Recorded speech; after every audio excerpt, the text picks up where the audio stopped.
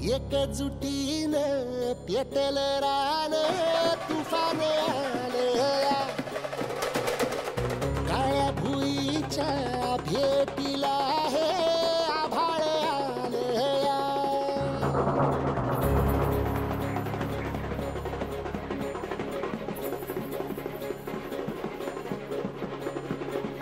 एकजुटीनं पेटल रान तुफान आलया काळ्या भुईच्या भेटीला हे आभाळ आलया भेगाळ माय मातीच्या ह्या डोळ्यात जागली या आस घेऊन हात हातामंदी घेतला लेकरांनी ध्यास लई दिसानी भारल्या वाणी शिवार झालया एकजुटीनं पेटल रान तुफान आलया काळ्या भुईच्या भेटीला हे आभाळ आलया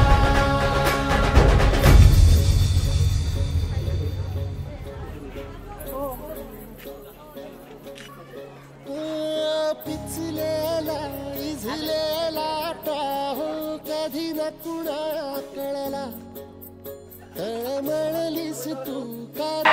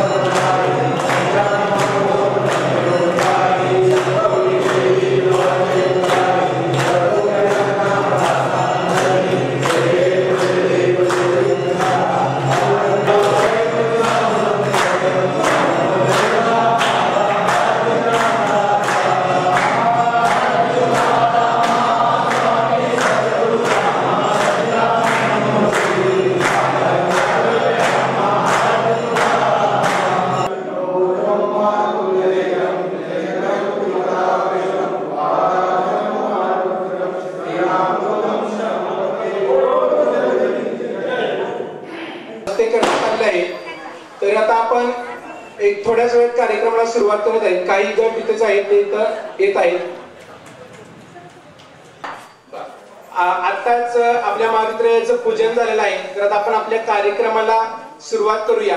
या कार्यक्रमासाठी उपस्थित सर्वांचं मी पुन्हा एकदा स्वागत करतो आणि या कार्यक्रमाचं प्रास्ताविक मी आमच्या गावचे तानाजी देशमुख यांना विनंती करतो की त्यांनी प्रास्ताविक करावे.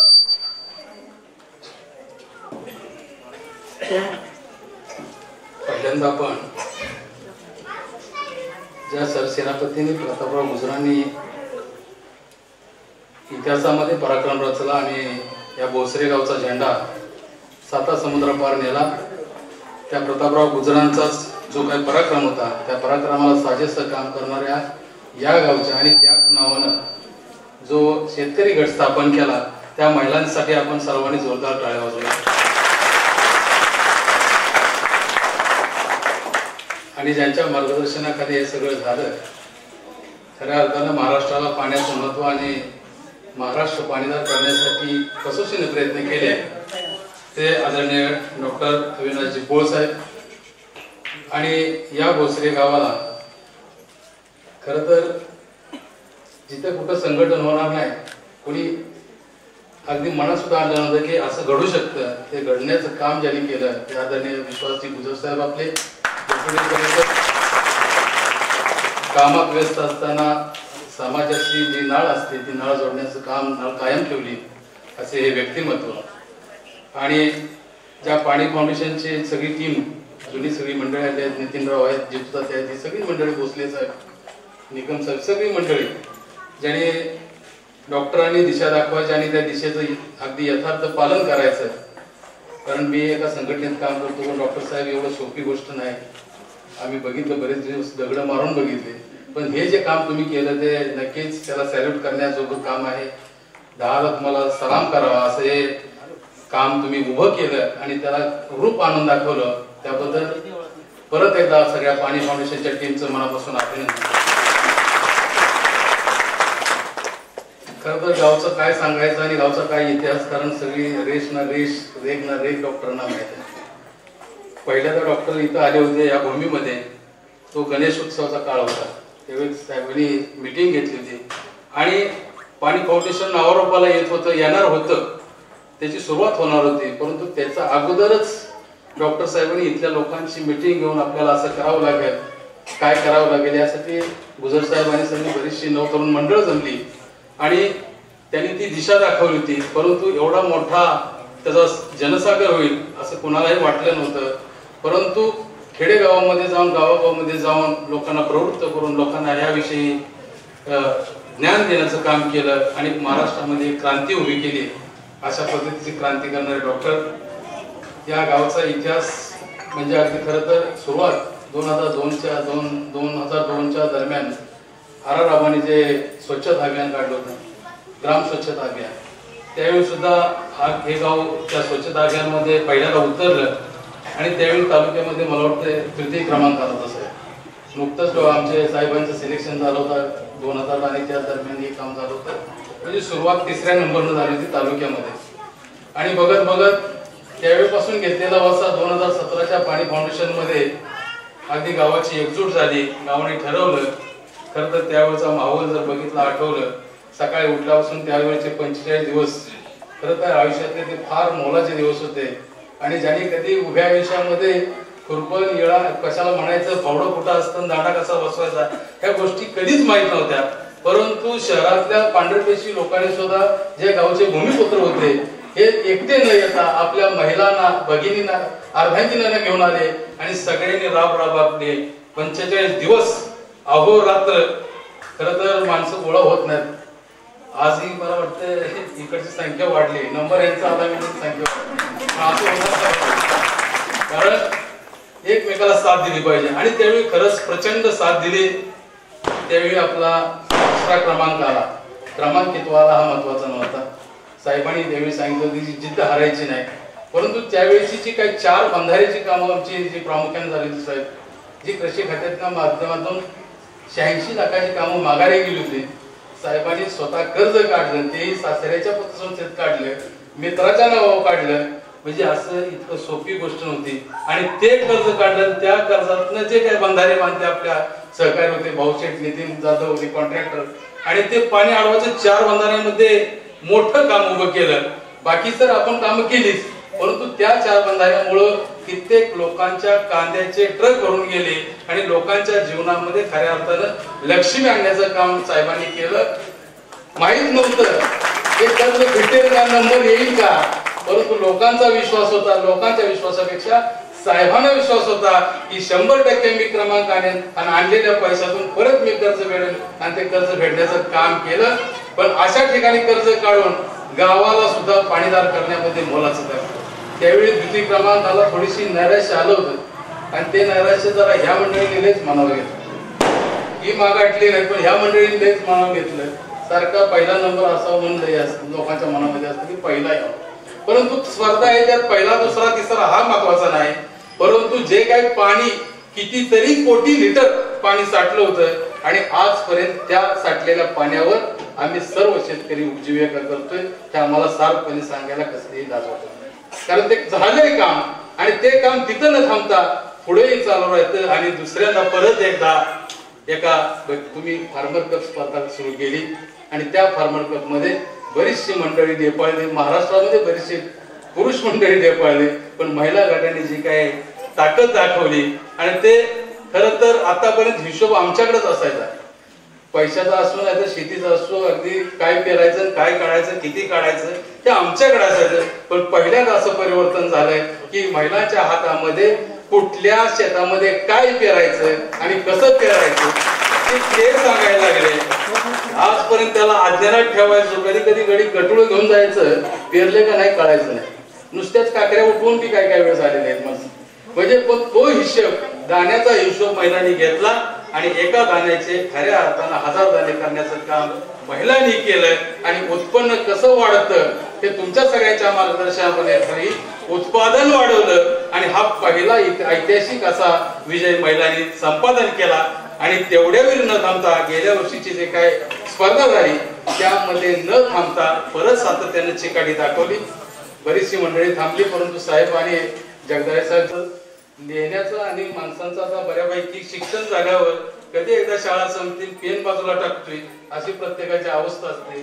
परंतु परत एकदा साक्षरता अभियानासारखे परत महिलांच्या हातामध्ये पेन दप्तर आणि 3-3 वर्षाचा लेखाजोखा प्रत्येक सुगीचा केला.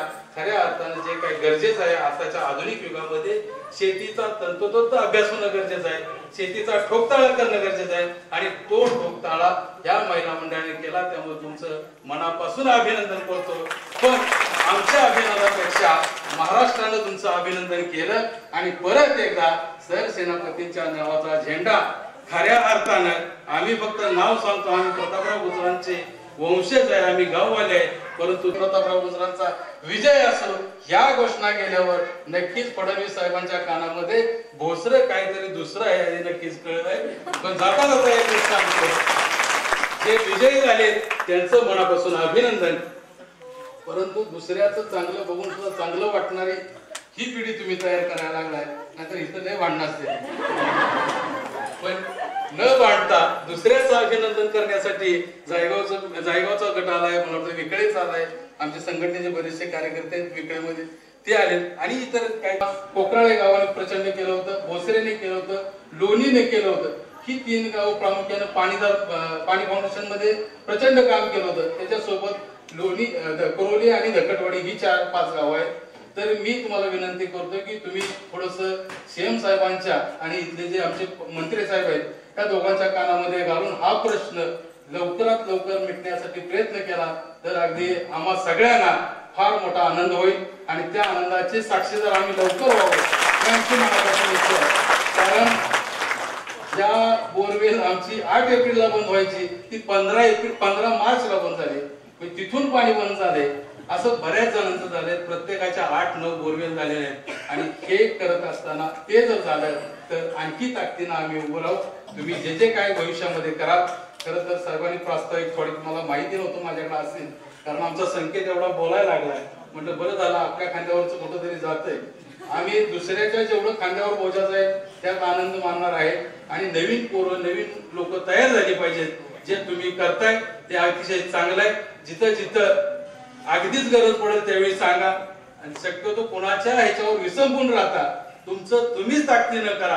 कारण तुम्ही एवढे केले म्हणून तुम्ही आज महाराष्ट्राच्या पटलावर आलात. तुम्हाला ज्याने ज्याने सहकार्य केलं इथं असलेले सगळे अधिकारी पदाधिकारी गावकरी आणि सगळ्यात महत्वाचे ह्यांचे सगळ्यांचे नवरे बघितले 10-10:30 गाड्या घेऊन यायचं फोरवरतीची घेऊन जायचं. कोणाचा नवरा असायचा कोणाचा पोरगा असायचा परंतु त्यांनी जबाबदाऱ्या पार पाडल्या. ह्या करत असताना यांच्या मागे ती सगळी घरातली मंडळी सक्षमपणे उभी राहिली. तशीच या सुद्धा गटांच्या मागे उभे राहावे आणि ह्यांचे गट होता आपल्यातले गट संपावेत आणि आपलेही शेतीचे गट उभे राहावेत विकासाचे गट उभे राहावेत एवढीच हनुमानचरणी प्रार्थना करतो आणि सगळ्यांना इथं आल्याबद्दल मनापासून धन्यवाद देतो आणि सांगतो सरसेनापती प्रतापराव गुजरांचा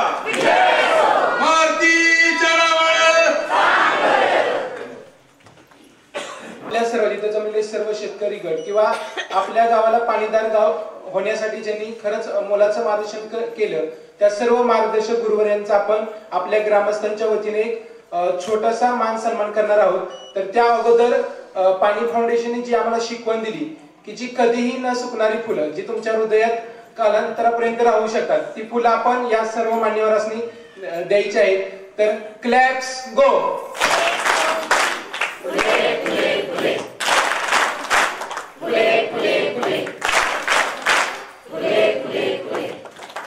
सर एक सरांना विषमुक्त भाजीपाला द्यावा, त्या अनुषंगातून तुम्हाला एक छोटेस एक गिफ्ट देण्यात येणार आहे. तर आमच्या गावचे देवस्थानचे अध्यक्ष भाऊशेठ जाधव आणि गटाच्या निमंत्रक यांच्या हस्ते डॉक्टर अविनाश पोळ सरांचा सन्मान करण्यात येत आहे.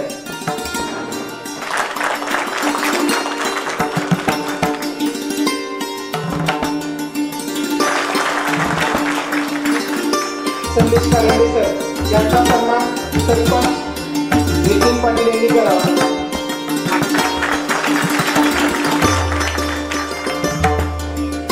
उत्कृष्ट कामगिरी करून 25 गट टॉपला पोहोचले होते. त्यापैकी आत्ताच इथे आगमन झालेलं आहे देऊळचा गट. तर या देऊळच्या गटासाठी ज्यांनी खऱ्या अर्थानं मार्गदर्शन केलं ती कोरेगाव टीम आणि त्या कोरेगावचे तालुका समन्वयक राहुल बासल सर यांचा सत्कार सन्मान आपल्या सुवर्णल गुंडोळ सर यांनी करावा.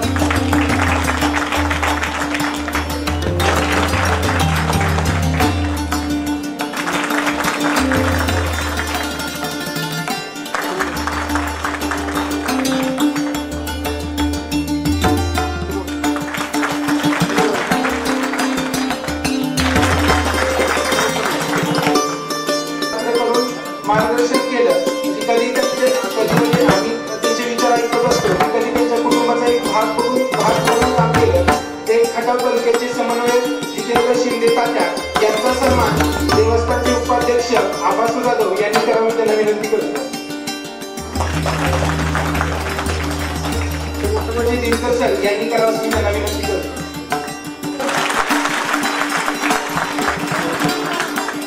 यांनी करावं असं त्यांना विनंती करतो.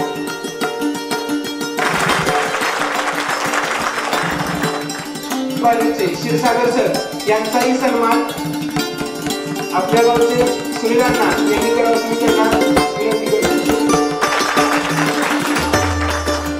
गुरुवर यांचा तर सन्मान झालेलाच आहे. तसेच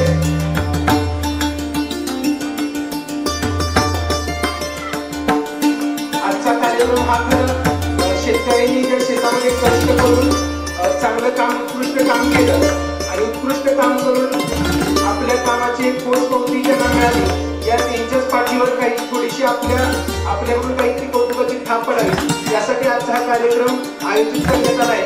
तसेच फक्त भोसरे गटातच नव्हे तर तालुक्यातील सर्वोत्कृष्ट काम करणाऱ्या सर्व गटांचा सन्मान करण्याचा आपण ठरवलं आहे. तर त्या गटांचा आपण डॉक्टर पोळ सरांच्या माध्यमातून हस्ते आपण हा सत्कार सन्मान पार पाडणार आहोत. उत्कृष्ट काम करणारा गट आहे हिवाळा महिला शेतकरी गट आहोत. तर गटातील सर्व सदस्यांनी इथे आपला सन्मान करण्यात येतो.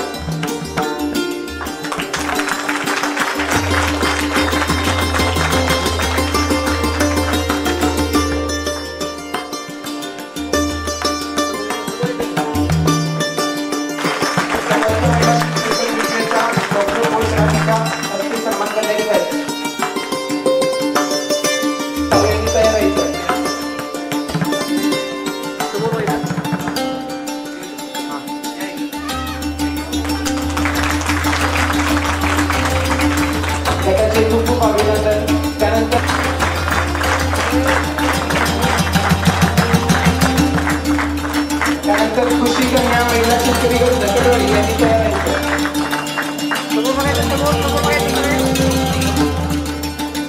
अभिनंदन करत आहे. तसेच मुक्त भारती शेतकरी गट यांनी तालुका स्तरावर द्वितीय पुरस्कार मिळवला आहे, त्यांचेही खूप खूप अभिनंदन.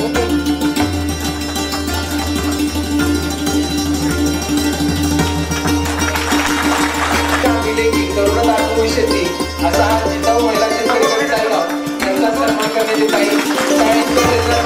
करायचं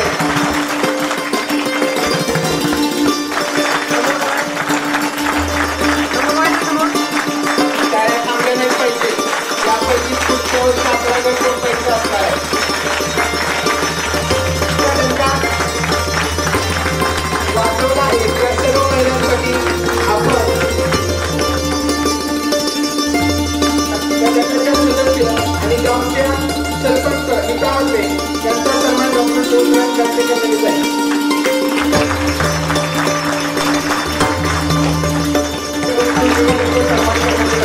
त्यानंतर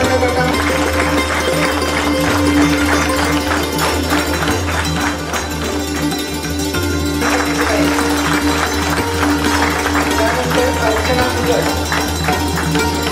मुलगी असताना त्या मागेची आणि सासरची जबाबदारी सांभाळून त्या गटामध्ये काम करत आहे. गटाच्या माध्यमातून गेले 2 वर्ष सातत्याने काम करत पार करत आहे.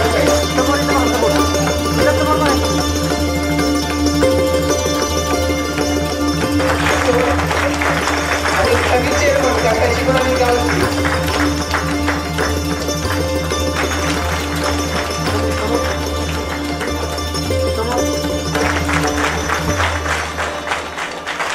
गटाची एकही मीटिंग त्यांनी चुकवलेली नाही. यानंतर निर्मला नका आपण सुद्धा गटामध्ये प्रत्येक एवढी गटामध्ये काम करण्यासाठी त्यांच्या सर्व जबाबदारी मंगलता एकटीवर पार पडत असतात. आणि चेहऱ्यावर नेहमी हसत असणाऱ्या त्यांचा सन्मान पुढे असतात आणि प्रत्येक कामात सुद्धा पुढे असतात. गटाचा हिशोब जर म्हटलं ना तर तोंड पाठच. आमच्या अण्णा म्हणतात की यशस्वी पुरुषामध्ये स्त्री असते पण आमच्या यशस्वी महिलांमध्ये आमचं स्थापन आहे. जबाबदारी त्यांनी पार पडू शकलेली आहे. कोणच नाही अशा आमच्या आधी सर्वांना शब्दांची थांबवून देतात आणि कधी कधी एखादा शब्द लागेल असा बोलतात. त्यातून महिला प्रश्न देण्यासाठी गाडी प्रस्तुत केल्या आणि गटाची 3 वर्षाला सातत्याने बदलली म्हणून आज प्रगतशील शेतकरी ओळख असणाऱ्या आमच्या गीताताई यांचा सन्मान करण्यात आहे. जमा खर्च करणे सर्व जबाबदारी वैचारिकताही पार पडत असतात. भोसले यांचा सन्मान सर्व मान्यवरांच्या हस्ते आपले गुरुवर्य डॉक्टर अविनाश पोळ सर यांच्या हस्ते करण्यात येत आहे. तर गटातील सर्व महिलांनी मंचावर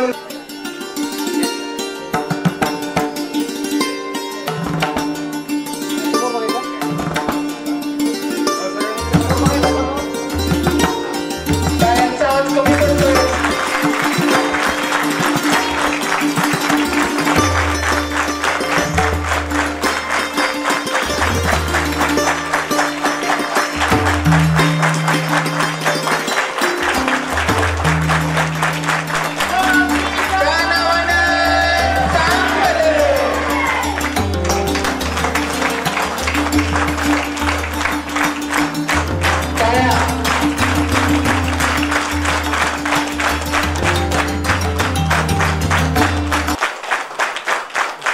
म्हणजे त्या एवढे बोलायला लागले की आज माझी सुद्धा इथं उभं राहून पाय कर कापते.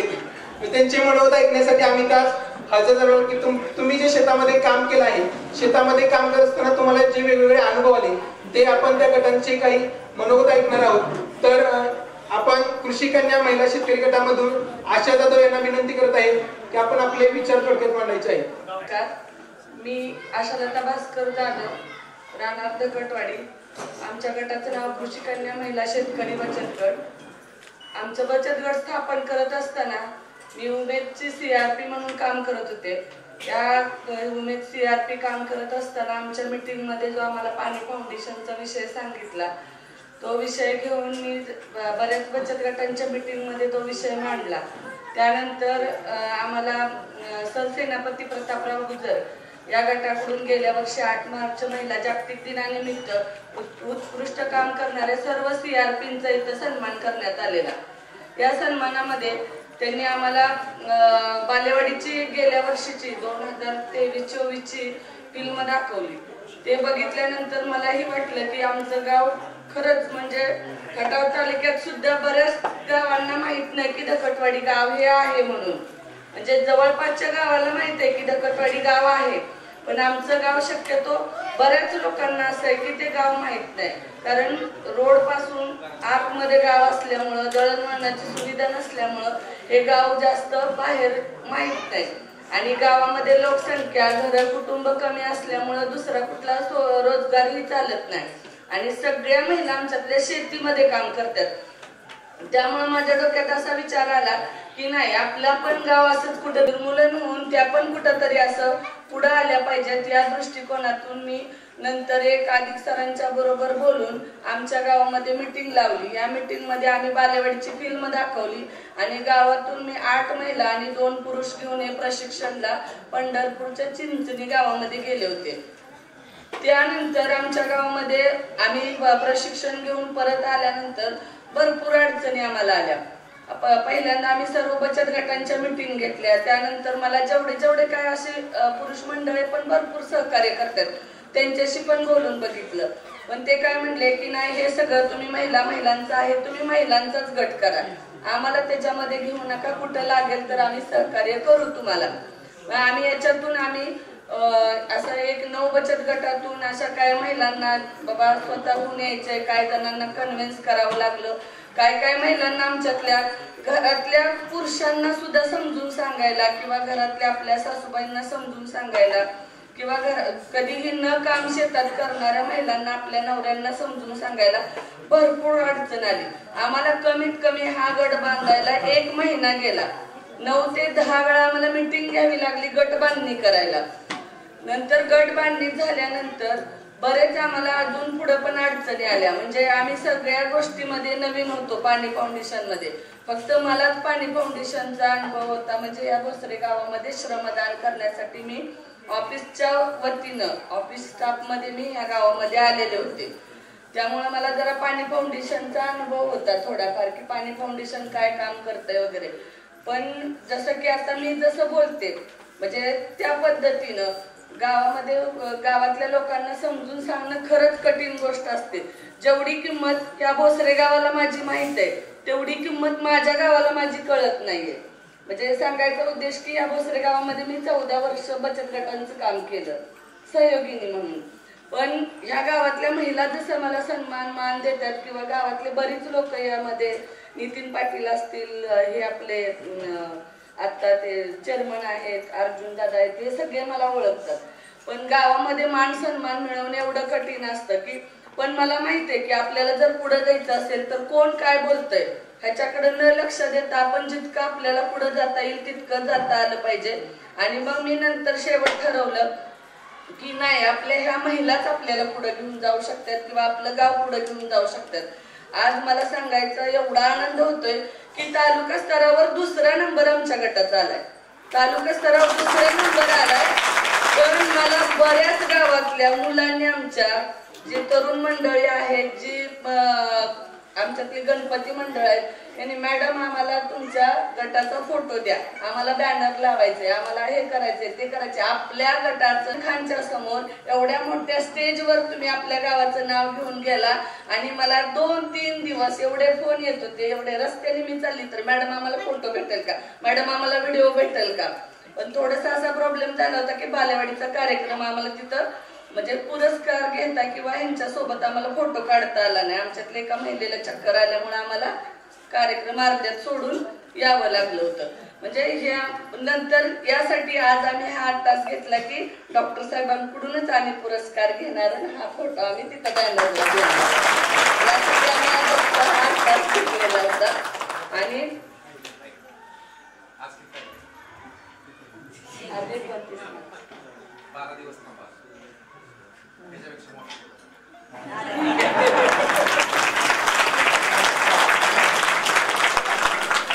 आणि आमच्या गटामध्ये म्हणजे मला असा अभिमान वाटतो, त्यांनी माझ्या कायम राज्य स्तरावर नंबर येईपर्यंत त्यातली एकही मागा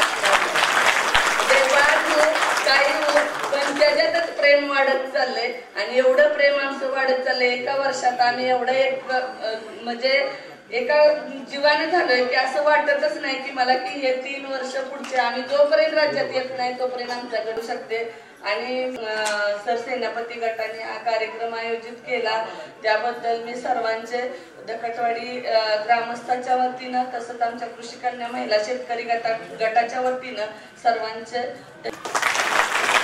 तोच बदल या संख्येतलं परिवर्तन करत असताना पाणी फाउंडेशनच्या माध्यमातून झाला. म्हणजे तुम्हाला सर्वांनाच वाटत असेल की तो संकेत आणि आजचा संकेत यामध्ये खरंच जमीन आसमानचा फरक आहे. तर यानंतर ना जो तालुका स्तरावर प्रथम क्रमांक आलेला सुयोग पाणी फाउंडेशन महिला शेतकरी गट पांगरखेड यामधून संगीता जगताप यांनी आपले मनोगत थोडक्यात मांडायचे आहे. संगीता शशिकांत जगताप गटाची निमंत्रक बोलते. पाणी फाउंडेशन आम्हाला किती वेळा आता सन्मानित करते हे ऐकूनच आम्हाला इतका आनंद होतो की रोज म्हणजे प्रत्येकाचा फोन प्रत्येकाचा विचार वेगळा वेगळा ऐकायला मिळतात. तुम्ही काय करता. आम्हाला पहिल्यापासून एवढा विरोध झाला होता गावात की त्या अडचणींना कसं तोंड द्यावं हेच आम्हाला कळत नव्हतं. गेल्या वर्षी म्हणजे पिकं गेल्यामुळं तर नाराज होतोच आम्ही. त्यामुळं काय झालेलं त्यामुळं गावातलं वातावरण अधिकच भडकलं होतं. म्हणजे माणसांना वाटायचं हे काय करणार आहेत आता पीक तर गेलंच म्हणजे या गटात जाऊन काय करते त्या तर काही सुद्धा करू शकणार नाहीत. एक मे महिन्या अगदी लास्ट 30 तारीख आली तरी आमचा दशपर्णी बनवलेला नव्हता आणि गटाचं काही नियोजन पण नव्हतं की गट पुढं चालू करायचं का नाही. पण अशा 4-5 महिला गटात होत्या गेल्या वर्षीच्या की त्या म्हणायच्या किती काही झालं का नाही तरी गट हा उभा करायचा मागं सरायचं नाही. ह्याच्यावरनं वाद होऊ द्या गावात वाद होऊ द्या घरच्यांच्यात वाद होऊ द्या आपण मागं सरायचं नाही अजिबात. आणि मग आमची जूनमध्ये गट उभारणी झाली म्हणजे पेरणीच्या म्हणजे गट उभारणी केली की पहिला आम्ही दशपर्णी केला आणि दशपर्णी केला की मग तिथून आमच्या मिटिंगा चालू झाल्या. त्यावेळेला दशपर्णी करताना आम्ही 10 जणीच होतो. एक जण नव्हती पण तिची तयारी होती की मी येणार म्हणून. काय होऊ दे वाद होऊ दे गावात काय होऊ दे आपण गट चालू ठेवायचं. आणि गटाची उभारणी झाली आणि यंदा असं झालं की निसर्ग आम्हाला म्हणजे साथ देत होता आणि कामं भरपूर होत होती. फक्त आम्ही शेतातलीच कामं नाही योजित पद्धतीने केली तर त्याच्याबरोबर आम्ही इतर कामं बी गावात केली. कुणाच्या प्रत्येकाच्या अडचणी आम्ही समजून घेतल्या की बाबा एखादा गटातला सदस्य नाही पण त्याच्या बाजूचा एखादा सदस्य त्याच्या घरात जर काय अडचण असली त्या व्यक्तीच्या घरात तर आम्ही गटात म्हणजे विचार करायचो की आपण त्यांना मदत केली पाहिजे. पाणी फाउंडेशन काय सांगते की आपल्याला एकमेकाला मदत करून पुढे जा एकट्यानं पुढे जाऊ नका झालेलं. आणि त्यांचं वाटाण्याचं पीक म्हणजे आत्ताच गेल्या वर्षी पण आम्ही एका ह्याला मदत केली होती गावातल्या सदस्याला आणि यंदा बी तसंच झालं होतं. मग तो मुलगा 8 ते 10 दिवस रोज आमच्यापाशी येऊन बसायचा की काही करा आणखी पण एकच दिवस आम्हाला मदत करा. पण आम्ही महिला म्हणायचो प्रत्येकीचा वाटाणा होता मदत कशी करायची म्हणजे आज माझा तोडला की उद्या तिचा असायचा परवा तिचा असायचा म्हणजे मदत कशी करणार. पावसाचा दिवस असते पावसाच्या दिवसात काय एवढं जमत नाही. मग आम्ही विचार केला की पाऊस येऊ काय येऊ मदत करूया. त्या मुलाला एवढं बरं वाटलं की त्याच्यानंतर थोड्याच दिवसात त्याची आई वारली म्हणजे पण तो ती वेळ म्हणजे आम्ही सावरून नेल्यामुळं म्हणजे त्याला बरं वाटलं ना. म्हणजे घरच्यांनी सांगायचं आज कांदा भांगलायचे तो कांदा भांगलून घे आज ज्वारी भांगलायचे ती ज्वारी भांगलून घे. घरातली अशी जी घरातली माणसं सांगतील ते काम आपण करत होतो. पण आज आपण पाणी फाउंडेशन मध्ये आल्यामुळं प्रत्येक एसओपीची अंमलबजावणी करत असतो. आपण शेती शाळा अटेंड करत असतो. शेती शाळेतलं ज्ञान आपल्याला मिळत असतं आणि ही जी पाणी फाउंडेशनची शिक्षक लोक आहेत ते आपल्याला जे मार्गदर्शन करत असतात त्याच्यामुळं ह्या महिला एवढ्या हुशार झाल्यात की आज त्या पुरुषांना सांगतात आपला कांद्यावर रोग आहे ह्याच्यावर दशपर्णी मारली पाहिजे निमार्क मारला पाहिजे आणि बायोमिक्सची फवारणी केली पाहिजे. तुम्हाला जमतंय का नाही ते सांगा नाही तर आम्ही मागवतो आणि आम्ही मारतो. आणि सर गेल्या वर्षी अशी कंडिशन झाली होती की म्हणजे यंदा बी आम्ही तीच केली की आमचं 16 एकर क्षेत्र आहे आम्ही महिला 11 आहे पण 16 एकर क्षेत्र आम्ही डबल फवारणी महिलांनीच केली. तिथं हे कुणालाच म्हणजे पुरुष मंडळी उभीच केली नाही. मग काय करायचं आम्ही 11 जणी नाचतात मग त्याच्यातल्या 8 जणींनी पंप घ्यायचा आणि दोघींनी उभं राहायचं. कशासाठी उभं राहायचं की एकीनं पंप भरायचा आणि एकीनं त्या उचलून म्हणजे मदत करायची पंप अडकवायला. म्हणजे जी आम्हाला भीती होती की आपल्याला पंप झेपणार नाही की औषध मारायला जमणार नाही ती भीती आमची गेल्या वर्षीच गेली होती. त्यामुळे यंदा आम्हाला कुठलंच काम करायला अडचण आली नाही. पण गेल्या वर्षी कसं थोडंफार आमच्या यंदा गटात फोन नव्हता. फोनची अडचण तर एवढी अशी झाली होती की आम्ही कुठलीच महिला फोन वापरत नव्हतो. म्हणजे घरच्यांच्याकडे मोठं फोन होतं पण आम्ही महिला कोणतेच फोन वापरत नव्हतो. मग फोन पहिल्यांदा आणल्यानंतर तो फोन शिकायचा कसा हा मोठा प्रॉब्लेम होता. रानात गेलो काय भरायचं असलं की आता काय करावं हा प्रश्न लय डोक्यात यायचा. मग तिथं चुकलं की अधिक सरांना फोन केला पाहिजे म्हणजे मॅडमला फोन केला पाहिजे आणि जरा काय व्हायचं अधिक सरांची सगळ्याच महिलांना जरा भीती वाटायची, पण काहीतरी बोलतील आणि मग कसं फोन करायचं आपण. मग ह्या म्हणायच्या की आंटी तुम्ही बोला, तुम्हाला काय बोलणार नाही. आधी सरांची जर आम्ही रिलेशन मध्ये आहे त्यामुळं तुम्हाला काय बोलणार नाही ते तुम्ही फोन करा. आणि खरं व्हायचंच तसं. ते अधिक सर जरा मला बोलताना म्हणजे नम्रतेनं बोलायचं, पण ती महिला मग म्हणायचं तुम्हीच फोन लावायचा अधिक सर असते, आम्ही फोन लावणार नाही. बरेच वेळा असं व्हायचं की आमच्याकडून चुका व्हायच्याच. जवळजवळ आम्ही ना, पण प्रत्येक वेळेला त्यांनी आम्हाला मदत केली आहे. रात्रीच्या 10, 10:30, 11, 12 म्हणलं तरी आम्ही अधिक सरांना फोन करायचो की आम्हाला हे समजतच नाही, आता काय केलं पाहिजे. म्हणजे ज्या वेळेला मुलं घरी असतील त्यावेळेला मुलांच्याकडनं आम्ही शिकवत होतो, पण जो त्रास यांनी काढलाय ना आमचा तो म्हणजे वेगळाच आहे. आणि आम्हाला पण बरं वाटत होतं की खरोखरच अधिक सर आणि तात्या आणि प्रिया मॅडम प्रत्येक वेळेला आम्ही रात्र दिवस दुपार कधीच म्हणायचो नाही असं की आता कसा फोन करावा म्हणून. प्रत्येक वेळेला आम्ही फोन करायचो आणि ते त्याच्यामुळं आम्हाला म्हणजे पाणी फाउंडेशनमुळे आम्ही ते फोन चालवायला शिकलो, म्हणजे सगळ्यात पहिला शिकलो. ही एक गोष्ट म्हणजे आम्हाला म्हणजे अभिमानास्पद वाटू लागली. आणि कालचीच गोष्ट, काल म्हणजे कसं ज्यावेळेला आम्ही पुण्यावरून पुरस्कार घेऊन आलो, सगळ्यांनाच तसं गावात म्हणजे गावात प्रत्येक गावात हे वातावरण असतंच, कुणाला तसं वाटत नाही. पण जो आम्हाला अभिमान होता की खरोखरच आपण किती धडपड केली होती नंबर मिळवण्यासाठी, तसं इतर गटांना पण वाटत असणार ना. मग आपल्या आनंदात आपण त्यांना का सामील करून घ्यायचं नाही.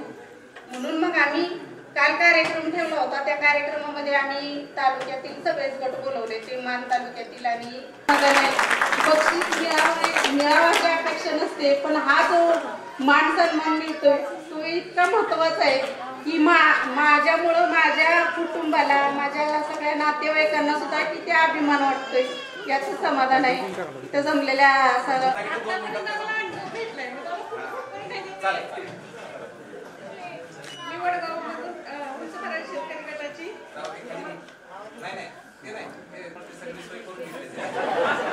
आशाताईंनी सांगितलं त्या पद्धतीने मी पण वडगावमध्ये सीआरपीचे काम करते.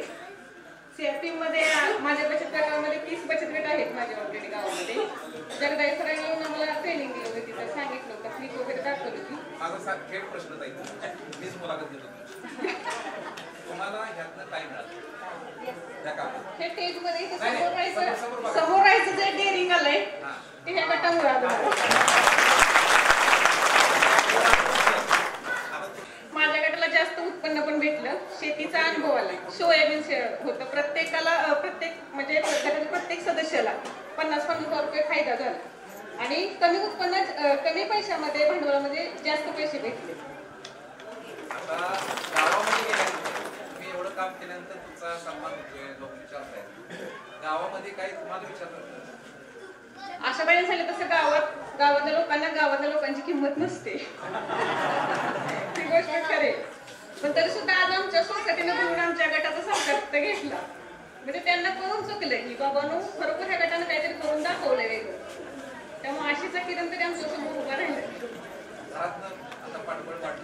हो, आधी मिस्टर नको बोलत होते काय हे, आणि वैयक्तिक मला जमीन नव्हती पण गट तर करायचा होता. मी बचत गटातून 10,000 रुपये घेऊन खंडानं शेती घेतली करायला, 1 एकर क्षेत्र घेतले आणि गटाला सुरुवात केली. आणि महिलांनी पण पहिल्यांदा सुरुवातीला गट सुरू करताना 38 महिलांनी नावं दिली होती, पण राहिल्या शिल्लक 6 महिला फक्त राहिल्या, म्हणजे शेवटपर्यंत गटात तिघून 6 महिला राहिल्या. नंतर ट्रेनिंगला जेंट्स लोक पण गेले होते, त्यांच्यातली 6 पुरुष आणि 6 महिला, 6 पुरुष आणि 6 जेंट्स, असं मिळून 12 महिला सदस्यांचा आमचा एकत्र गट आहे.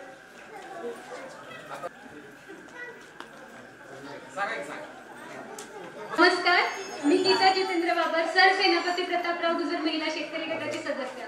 तर सांगितले थोडक्यातच सांगितले.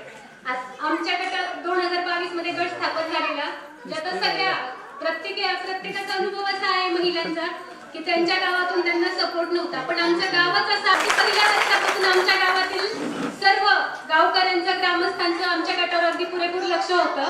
त्याच्यामुळे आम्हाला गावकऱ्यांकडनं असा काही मान सन्मानच मिळालेला आहे. त्या बाबतीत आम्ही खूपच भाग्यवान आहोत. त्याचबरोबर गट शेतीत आल्यानंतर आमच्या महिलांना जे व्यासपीठ नव्हतं ते व्यासपीठ आम्हाला मिळालेलं आहे. त्याच्यामुळे त्याचबरोबर आता आमच्या गटाचं पुढचं ध्येय हे असणार आहे की जास्तीत जास्त गट कसे तयार होतील. आताचे जर हे महिलांचे गट तयार झालेलेच आहेत, त्यानंतर आणखी आपल्याला आता महाराष्ट्रभर स्पर्धा न्यायची आहे, तर मग त्या दृष्टीने जास्तीत जास्त गट कसे निर्माण होतील त्यावर आम्ही आता सगळं लक्ष केंद्रित करणार आहोत. त्याचबरोबर आमचा ऐतिहासिक वारसा लाभलेला सरसेनापतींचा ऐतिहासिक वारसा असलेल्या भोसरे गावात आम्ही सुनांनी आम्ही सगळ्यात म्हणजे सुना आहोत या गावच्या. आम्ही खूप भाग्यवान आहोत की आम्ही सुनांनी आमच्या सरसेनापतींचं नाव आणि अगदी महाराष्ट्रभर मिरवलं आणि खरंच खूप भाग्यवान आहोत की आम्हाला सौभाग्य लाभलंय की ह्या ऐतिहासिक वारसा असलेल्या भोसरे गावच्या मुकुटाच्या शिरपेचात आम्हाला एक मानाचा तुरा खोचण्याचं काम मिळालं आहे. त्याबद्दल आणि टीम यांच्यामुळेच आम्ही आलेलो आहोत. याच्या अगोदर आम्ही कधीच घराच्या बाहेर पडत नव्हतो, काही नव्हतो. आणि आम्हाला सपोर्ट असणारे आमचे सर आहेत, विश्वास सर आहेत, त्याचबरोबर आमची सगळी पाणी टीम जी आम्हाला ज्ञानाची शिदोरी त्या पाणी टीमने वाटली आणि त्यांच्याबरोबर असणारे आमचे गावचे ग्रामस्थ आहेत, भाऊशेठ असतील, त्यांच्यासोबत त्यांचे सहकारी आमचे बापू आहेत, राणा बापू, ह्या सगळ्यांच्या मार्गदर्शनाने जरी आम्ही सुना म्हणून घराबाहेर पडत होतो तरी ह्या मंडळींचं आमच्यावर लक्ष होतं. त्याच्यामुळेच आम्ही हा झेंडा वर फडकवू शकलो. त्याबद्दल मी सर्वांची ऋणी आहे आणि सर्वांचे आभार मानते आणि एवढंच बोलून मी इथेच थांबते. यानंतर राणी बदने थोडक्यात. आता सगळ्यांना तर सांगितलंय की थोडंच बोलायचं. मी बोलते, हा सन्मान आम्ही राज्यात आलो हा आमचा सन्मान नाही, हा प्रत्येक महिलेचा सन्मान आहे. कारण तुम्ही जर आम्हाला साथ दिली नसती तर आम्ही तिथपर्यंत पोहोचलोच नसतो. आणि आपण एकट्यानेच आम्ही म्हणत आम्ही राज्यात आलो, आम्ही तुम्हाला आमच्या हातात हात घेऊन आम्ही तुम्हाला पुढे नेणार आहे. आपण म्हणतो ना, या सावित्रीबाईंनी केलं रक्ताचं पाणी पाणी, जिच्या हाती पाळणा दोरी ती जगा उद्धारी.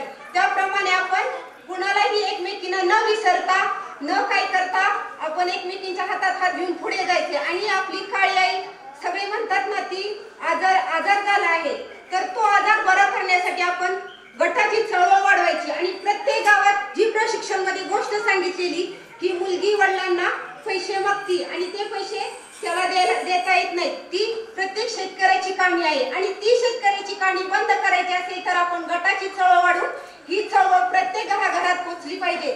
आणि आपल्या शेजारी नाही जरी गट झाले तरी प्रत्येक माहेरी आणि शेजारी सगळ्यांच्या घरात जाऊन सांगा की तुम्ही गट शेतीत भाग घ्या. गट शेतीत भाग घेतल्यामुळे फायदा तर होतो पण आणखी ज्ञान मिळतं आणि तळागाळातल्या महिलांच्या हातातलं खुरपं सोडून त्यांच्या हातात माईक येतो. कारण ती परिस्थिती मी अनुभवली आहे.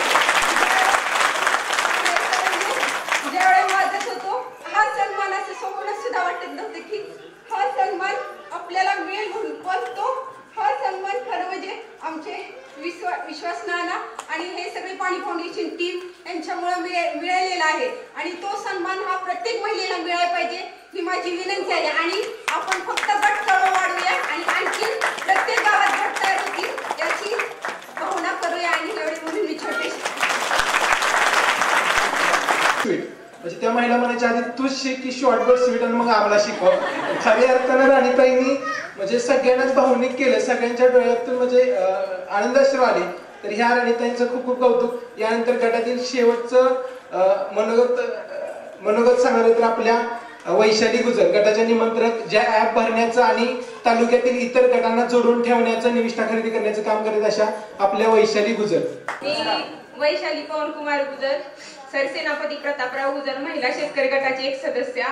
आज खूप आनंद होतोय. सर्वजण तुम्ही आमचं इतकं कौतुक भरभरून कौतुक करताय.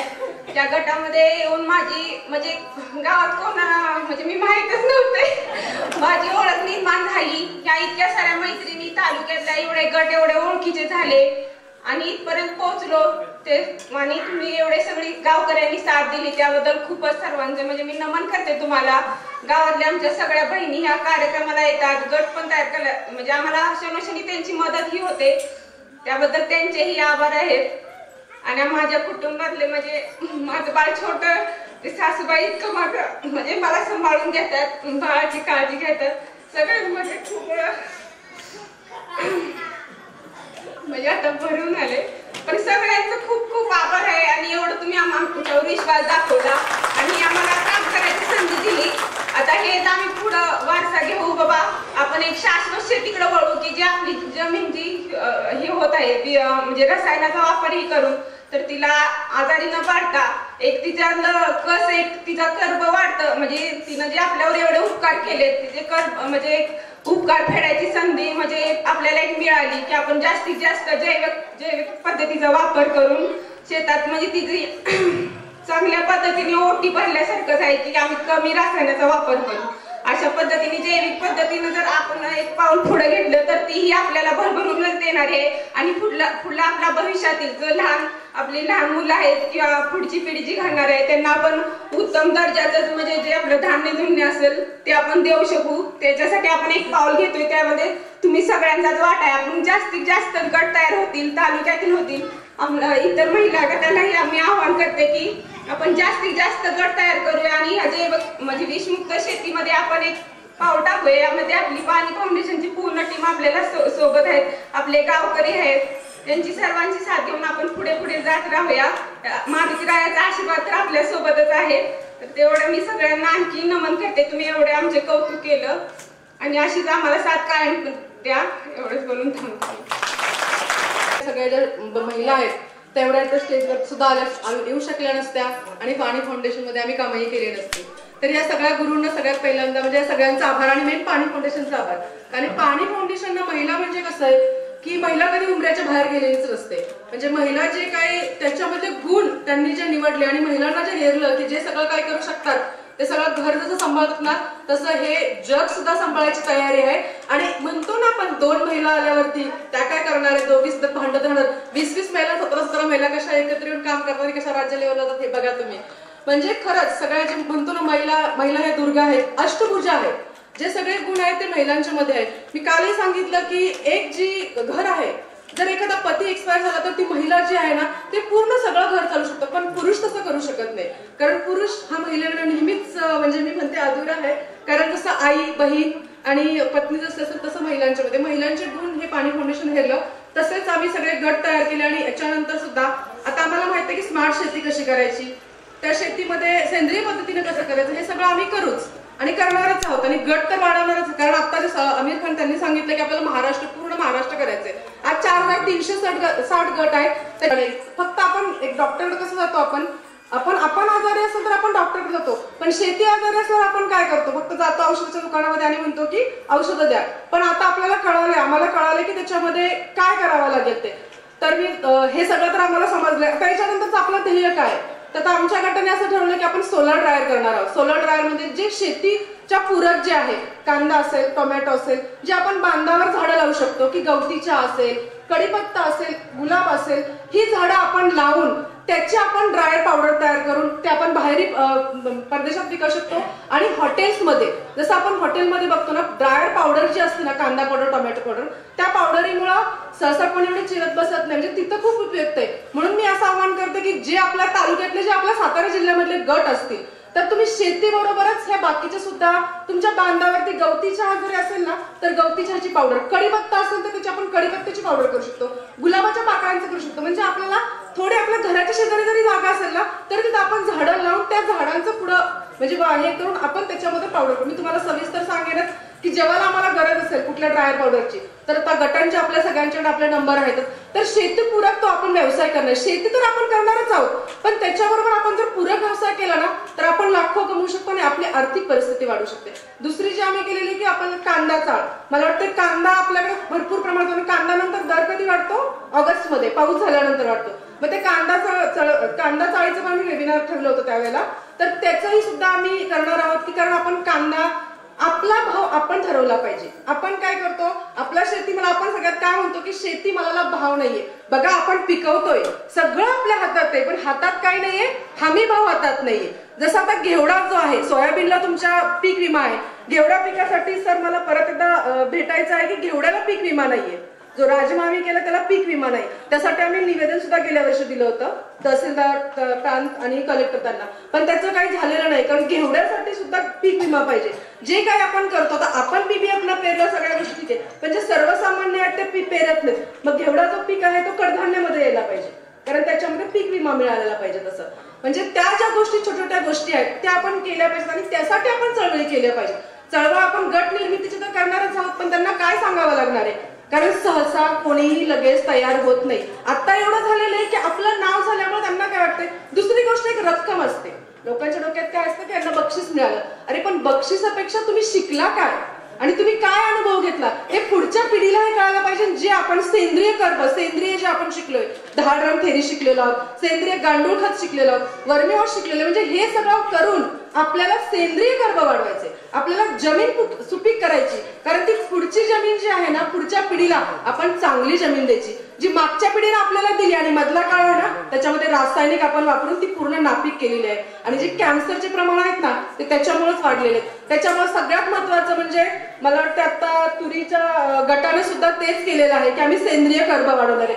तर ते तुरीचा पहिला राज्यात आलेला गटच नाही, प्रत्येक गटानं ठरवलं पाहिजे प्रत्येकाच्या आपल्या गटामध्ये एक 10 ड्रम थेरी झाली पाहिजे. आणि त्या 10 ड्रम थेरीमध्ये जमिनीची सुपीकता आणि पानावरची सुपीकता हे आपण वाढवली पाहिजे. एवढं सगळ्यांनी केलं पाहिजे, तरच ते होणार. कारण सुरुवात आपल्यापासून, आपल्या घरातल्यापासून झाली पाहिजे, तरच ते बाकीचे सगळे अनुकरण करणार आहात. आज आपला एक गट झाला, आपलं एक गाव झालं, आपल्या शेजारचं गाव, त्याच्या शेजारचं गाव, लोक आपल्याकडे आली पाहिजेत. आणि तुम्ही सेंद्रिय कर्बानं कसं उत्पन्न वाढवलं, आपण बचत केली, आपण इर्जिक केलं, मग आता ह्या गोष्टी सुद्धा आपल्याला केल्या पाहिजेत. थांबवते मी, कारण मी जास्त बोलले तर खूपच होईल. थँक्यू. शेतकऱ्यांच्या सर्व अडचणी सोडत असतो, त्याप्रमाणे उत्साह पण वाढतो आम्ही त्यांच्यावर काम करत असतो. तसंच आमच्या टीम मध्ये काम करत असताना आमच्यात उत्साह देण्याचं काम जे आमचे विभागीय समन्वयक सुखदेव करतात, तर त्यांनी थोडे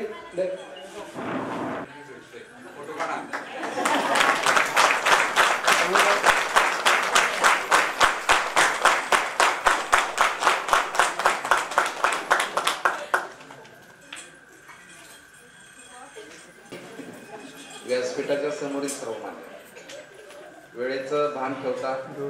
कारण का बऱ्याच वेळेला काय होतं की कार्यक्रम खूप लांबत चालला की कधी एकदा संपेल असं बऱ्याच जणांना ज्यात इंटरेस्ट नसतो त्याला वाटत असतं. यातली निम्मी इंटरेस्ट नसणारी आहे, मला लक्षात आलंय की साहेबांच्या दबावाखाली बसलेले.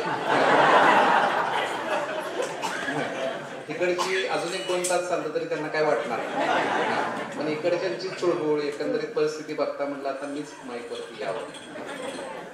तर मला वाटतं की ज्या लोकांच्यामुळं पाणी फाउंडेशन जरी आम्ही 3-4 जण वरती काही डिझाईन करत असलो तरी देखील खाली तालुक्यामध्ये जाऊन प्रत्यक्षरित्या त्याची अंमलबजावणी करणं, त्याचं काम करणं हे खूप महत्त्वाचं आहे. आणि त्यासाठी अहोरात्र काम करणारी खटाव तालुक्याची टीम, त्यांना मी पुढे बोलवतो. तात्या, अधिक आणि प्रिया या की पुढे.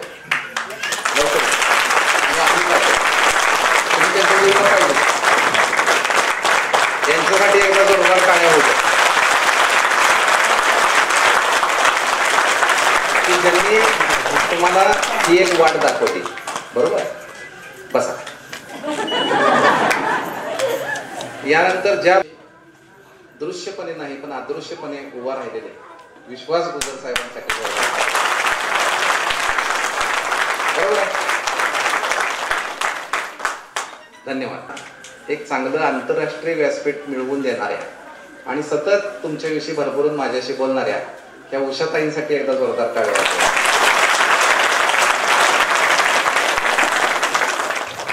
तर आजचा कार्यक्रम हा अनोखा आहे, एकमेकांचा चेहऱ्यावरचा आनंद टिकणारा आहे. प्रत्येकानं भरभरून काम केलं याची मला जाणीव आहे. अनेकांच्या गोष्टी मी स्वतः ऐकलेल्या आहेत, परत ऐकू वाटत नाही अशातला अजिबात भाग नाही. खूप वेळा ऐकलं तरी कमी आहे, प्रत्येक वेळेला काहीतरी नवीन ऐकायला मिळत असतं. पण थोडंसं वेळेचं भान असल्यामुळे तुम्हाला थोडं मी मध्ये कमी लोकांना संधी मिळाली असेल, त्याबद्दल पहिल्यांदाच मी दिलगिरी व्यक्त करतो. मला वाटते की भोसरी गटाविषयी बोलायचं जर झालं की ज्यांनी हा कार्यक्रम आयोजित केलेला आहे त्यांचं कौतुक करावं तेवढं थोडं. याचं कारण माणूस बऱ्याच वेळेला पराभव झाल्यानंतर दोन गोष्टी होतात. एक तो त्या कामात खचून जातो. जरा मोबाईल प्लीज सायलेंट करता सगळे काढा, सायलेंट बंद करा किंवा सायलेंट करा. सॉरी, पराभव म्हणणं चुकीचं आहे. अपयश आल्यानंतर माणूस खचतो किंवा त्या कामापासून दूर जातो. हे नकोच बाबा आपल्याला. मला माहिती आहे की भोसरे गटाला जेव्हा राज्य पातळीवरती आम्हा सगळ्यांना वाटत असताना नंबर आला नव्हता, तेव्हा सर्वाधिक जास्त बीपी वाढलं होतं ते आमच्या चित्तू तात्याचं. आणि त्यांचा फोनवरचा तो आवाज, कापरा आवाज मला सांगत होता की तुम्ही त्यांची रात्री काय केलेलं आहे. अशा परिस्थितीमध्ये चिकाटीनं काम करायचं आणि यशापर्यंत न्यायचं. आपल्या बाकी सगळ्या गटांनी मला वाटतं की हीच गोष्ट ह्या गटापासून शिकली पाहिजे. महाराष्ट्रातला हा एकमेव गुजर साहेब गट आहे की ज्यांनी अशा परिस्थितीमध्ये सुद्धा, तालुक्यात आला परत आला नाही, अशा परिस्थितीमध्ये सुद्धा चिकाटीनं इथपर्यंत येऊन काम करून दाखवलं. मला वाटतं की पाणी फाउंडेशनच्या दृष्टिकोनात तुम्ही खूप अभिमानास्पद कामगिरी केलेली आहे. तुमच्या गटाचं मूल्यमापन करताना मला जाणवलेली आणखीन एक गोष्ट आहे की जी अनेक गटांकडे नाही आहे. कारण मोबाईल प्लीज सायलेंट करता का सांगितलं मला. हा करा ना सायलेंट, सायलेंट बंद करायचं करा. मग सांगितलं कळलं ना सगळ्यांना. राहू दे सर, तुम्ही त्यांना आता त्रास द्यायला लागला तर कसे आग्या मोहर दगड मारला होते ना, तसं आहे. त्रासच देणार तुम्हाला. काय करू नका, त्यांना डिस्टर्ब करू नका. फक्त मोबाईल सायलेंट करा म्हणजे माझी तार तुटणार नाही.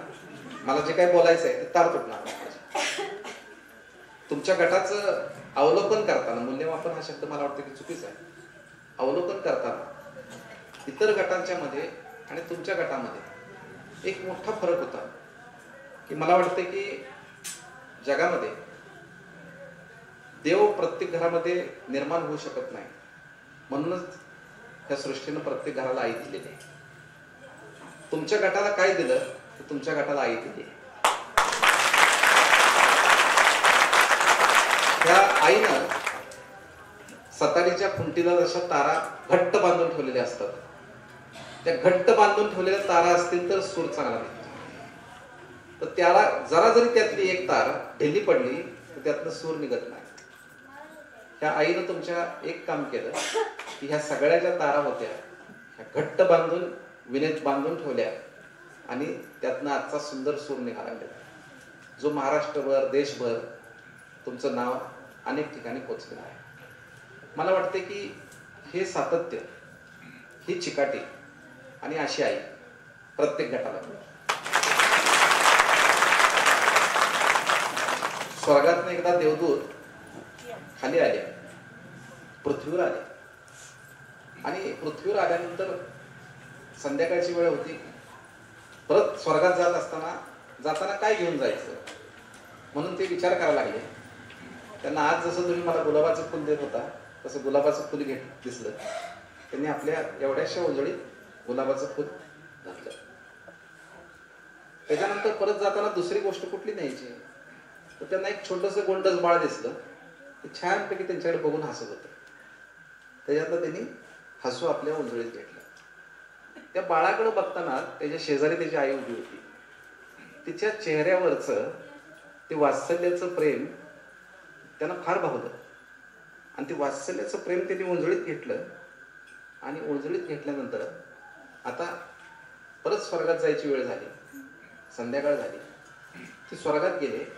स्वर्गातल्या दारापाशी ते उभे राहिले आणि आता हे सगळं उघडायचं आणि पुन्हा बघायचं म्हणून त्यांनी बघितलं तर आतलं गुलाबाचं फुल सुकून गेलं होतं. बाळाच्या चेहऱ्यावर तर आत्ता हसू नव्हतं, फक्त एकच गोष्ट राहिली होती, आईचं वात्सल्य, जे कायमस्वरूपी टिकून होतं. भोसरे गटाला मला सांगणं हे एकच आहे, यश आलं, सोयाबीन गेलं, पैसे येणार आहेत, पैसे जाणार आहेत. एखादा उद्योग उभा केला, पैसे येणार आहेत, पैसे जाणार आहेत. पण शेवटपर्यंत ह्या पृथ्वीपासून स्वर्गापर्यंत तुमच्या बरोबर एकच राहणार आहे, आईचं वाचन. दुसरं काही राहणार नाही. मला वाटतं की हा संदेश सगळ्या गटांसाठी आहे. जाताना वरती काही राहणार नाही, वात्सल्यच फक्त आपल्याकडे राहणार आहे.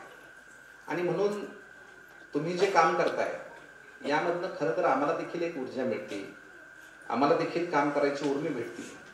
मला सांगा की जसं तुम्ही खचला नसता आणि ह्या यशापर्यंत आला नसता, तसे पहिल्या वर्षी 780 गटामध्ये 43 फक्त महिलांचे गट आणि या वर्षी 4360 मध्ये जवळपास 1968 गट. ही महिलांची 3 वर्षात इतका बदल म्हणजे काय तर समाज ह्या चांगल्या कामासाठी तानाजीराव पुढे येऊन काम करतोय. त्या समाजाची ती गरज आहे, त्या समाजाची ती भूक आहे, ती भूक भागवणारं, ती गरज भागवणारं कोणतरी उभा राहतोय याचा आनंद त्यांना देखील होतोय ना आम्हाला देखील होतोय. आणि म्हणूनच आम्ही ह्या वर्षी निर्णय घेतला की आता थांबायचं नाही. आता ही चांगली संधी आहे, ह्या पुढच्या 5 वर्षामध्ये आपल्या चांगल्या संधीचं सोनं करायचं तर काय करायचं, पूर्ण महाराष्ट्र घ्यायचा. आणि म्हणून यावर्षी आमिरजींनी घोषणा केली, तुम्हाला सगळेजण बघितले असेल की पुढच्या वर्षीपासून पाणी फाउंडेशन पूर्ण महाराष्ट्रात सत्यमेव जयते फार्मर कप घेणार. पूर्ण महाराष्ट्र म्हणजे किती, या वर्षी आम्ही 46 तालुक्यात आहोत, पुढच्या वर्षी आम्ही 350 तालुक्यात असणार आहे, म्हणजे 7 पट. आता हे करत असताना अजून एक महत्वाचा निर्णय आम्ही घेतलेला आहे, जो तुमच्याशी मी मुद्दामून आता सांगतो, जो तिथल्या मोठ्या व्यासपीठावर सांगण्यासारखी ती योग्य वेळ नव्हती, पण आता सांगायला काय हरकत नाही. हे 2025 साल आहे. 2026 म्हणजे आम्ही आता टार्गेट केवढं मोठं घेतलंय, म्हणजे आता ओ डॉक्टर कधीतरी येत होते 6 महिन्यातनं, ते आता किती माहित नाही माझं मला जाता 365 दिवसामधलं किती वाटेला गटांच्या मी जाऊ शकतोय.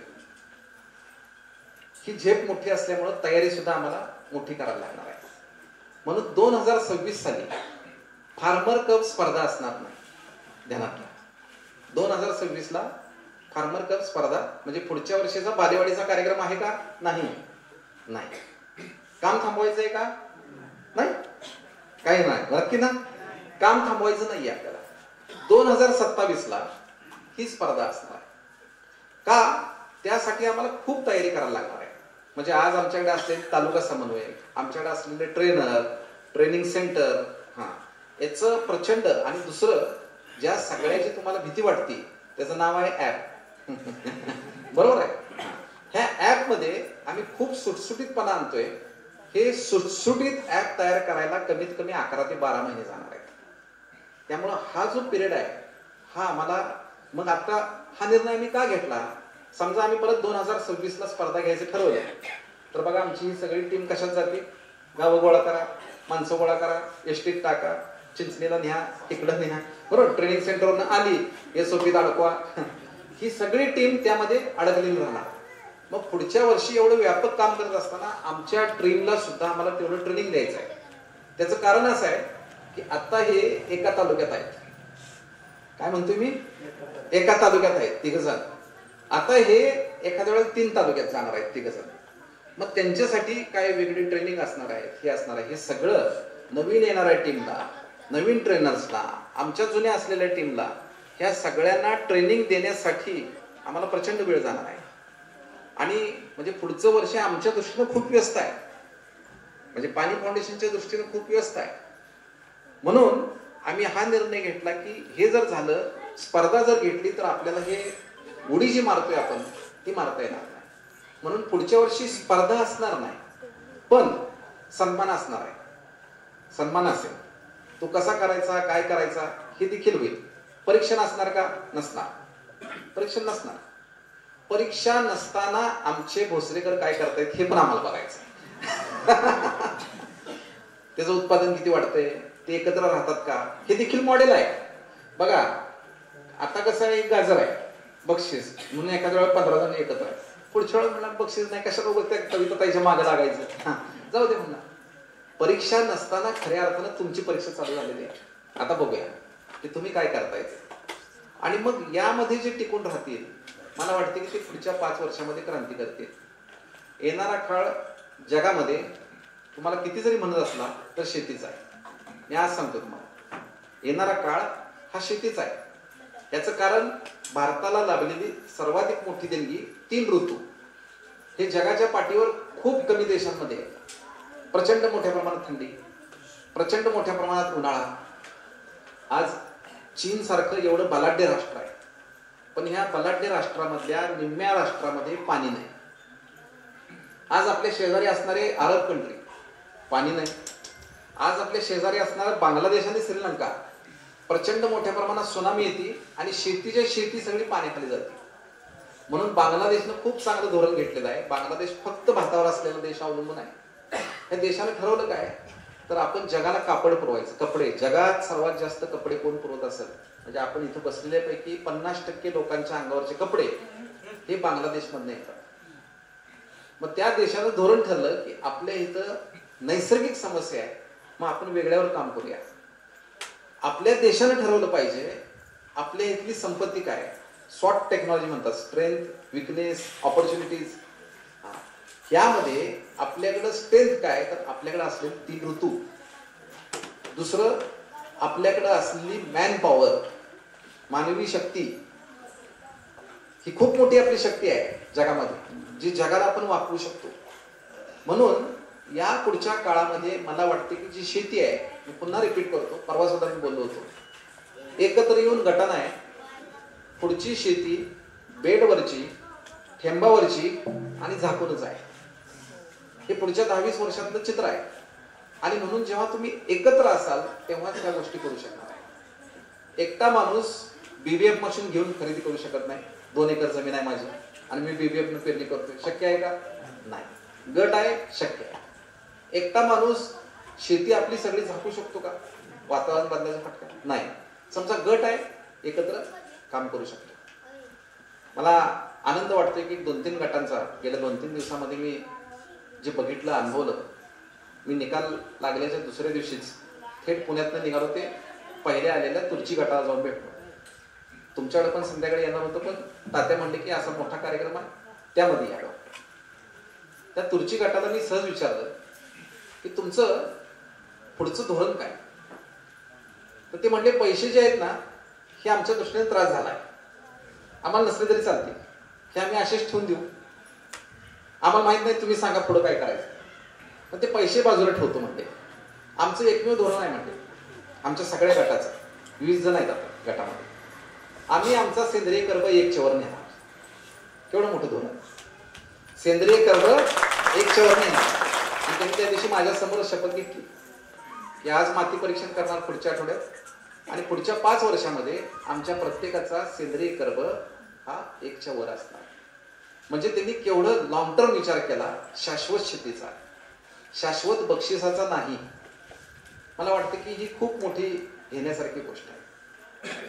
करमाळा तालुक्यामध्ये फिसरे नावाचं गाव आहे. त्या फिसरे नावाच्या गावानं जेव्हा मी गेलो होतो तेव्हा सहज गप्पा मारताना बक्षीस रकमेचं काय करायचं काय नाही असा विचार चालला होता. मग म्हणले आम्ही म्हशी घेणार, जनावरं घेणार. मी त्यांना एक सल्ला दिला, 1 म्हैस असली आणि 10 म्हशी असल्या तरी माणूस तेवढाच बिझी राहतो जनावर मागं. म्हणजे धार 1 म्हशीची काढायची तरी त्याला 7ला गेलंच पाहिजे, सकाळी उठलंच पाहिजे. जनावराच्या इतकं व्यस्त माणूस जगाच्या पाठीवर कुठला नाही. तुम्ही मातीला जाऊ शकत नाही, लग्नाला जाऊ शकत नाही, आनंदच घेऊ शकत नाही. बघा तुम्ही आज सुद्धा बऱ्याच जणांना याची इच्छा असेल पण ते 7च्या आत नाहीच करू शकत. खरंय खोट आहे? 1 असू नाही तर 10 असू. तुम्हाला जर जीवनाचा आनंद घ्यायचा आहे आणि जर तुमचं अर्थकारण बदलायचं आहे तर तुम्ही जनावरांचा सुद्धा गोठा गटानं करा. आणि त्यांनी उद्या त्याचा शुभारंभ आहे. जनावर प्रत्येकाला 2-2 घ्यायचीत ना, 2-2 घ्यायचं ठरलं काय तर 30 जनावर होत आहेत. एकत्र गोठा करायचा ठरला. एकत्र शक्ती आल्यामुळे काय झालं, धार काढायला प्रत्येकाला बसायची गरज नाही, मिल्किंग मशीन आलं. समजा एखादा दिवस कुणाला लग्नाला जायचं झालं, कुणाला फिरायला बायकोकडे जायचं झालं तरी सुद्धा 4 दिवस बाहेर जाऊ शकतो. जनावरांचं व्यवस्थापन करणारा आपला बाकीचा गट आहे. त्यानंतर 1 डॉक्टर कंपल्सरी ठेवायला लावला त्याला. म्हणजे जनावर आजारी असो नाही तर जनावर सुदृढ असो, डॉक्टरनी 8 दिवसानं ह्या गोट्याला व्हिजिट द्यायची. एकत्र असल्यामुळे डॉक्टरांचं पेमेंट करायला सोपं जात आहे.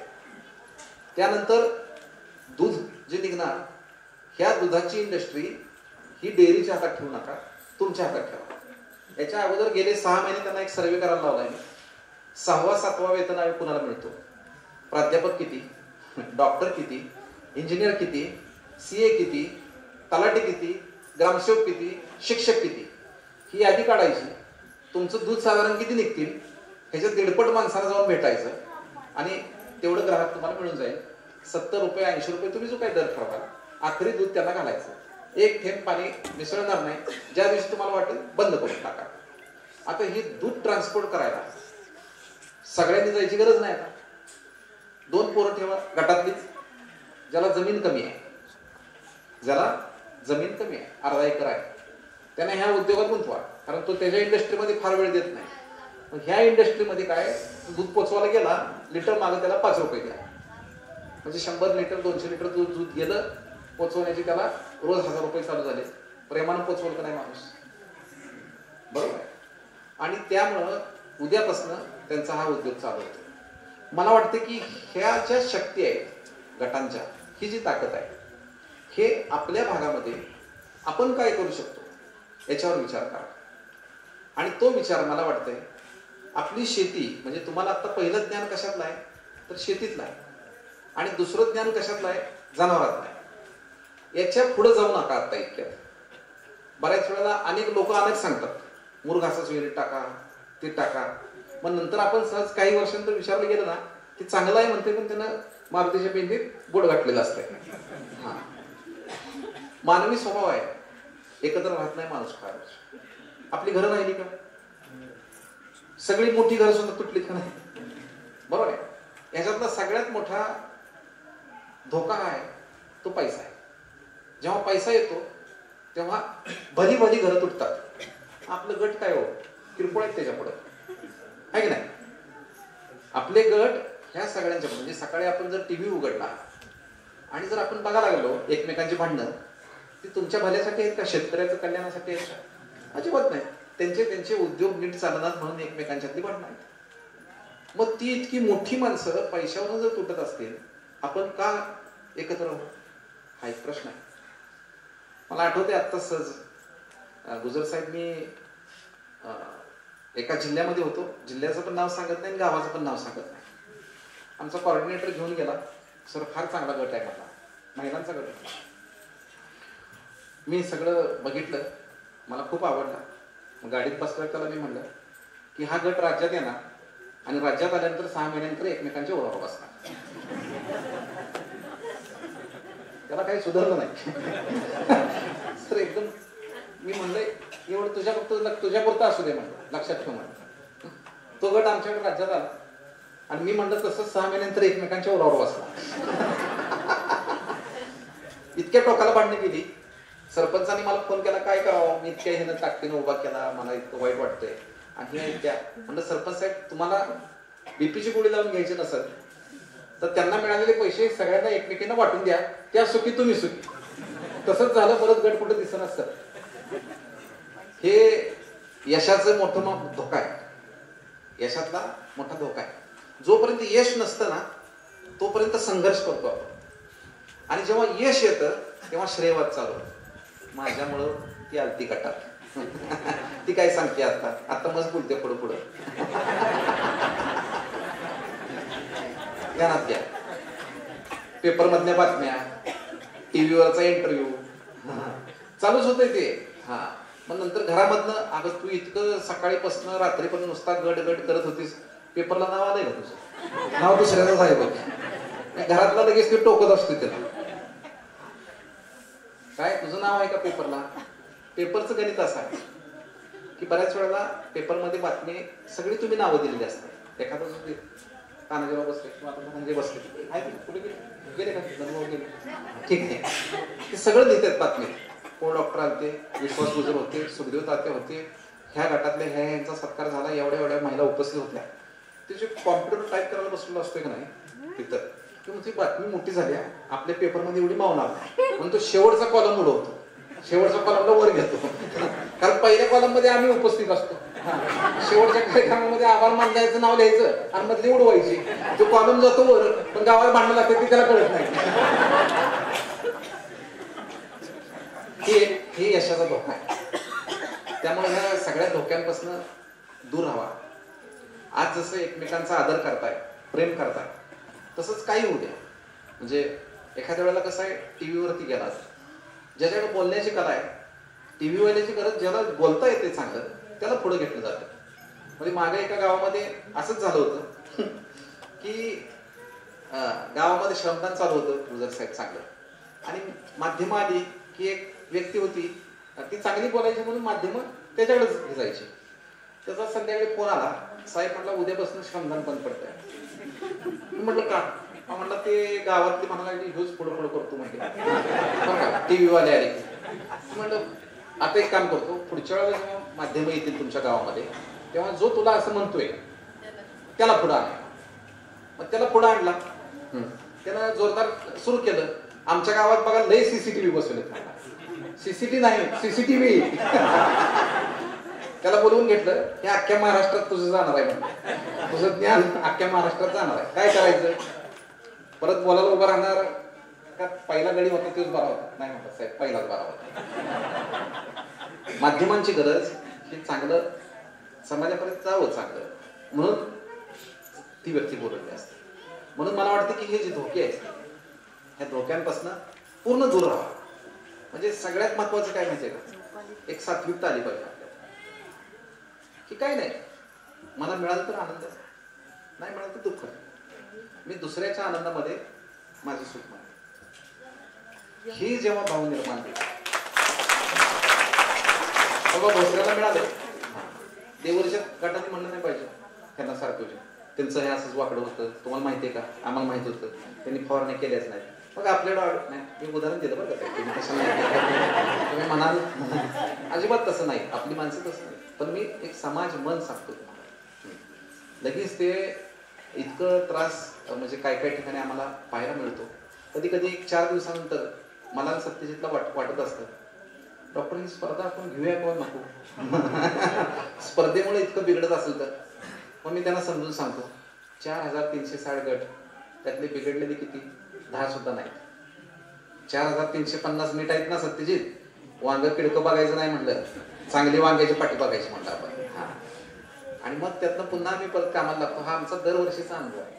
दरवर्षी बक्षीस वितरण सोहळा झाला की दुसऱ्या दिवशी, कालच घेतली मी मीटिंग आमच्या सगळ्या आरसींची, मला फक्त एकच सांगायचं की नाराज काय काय आहे, नाराजांची एक यादी सांगा मला.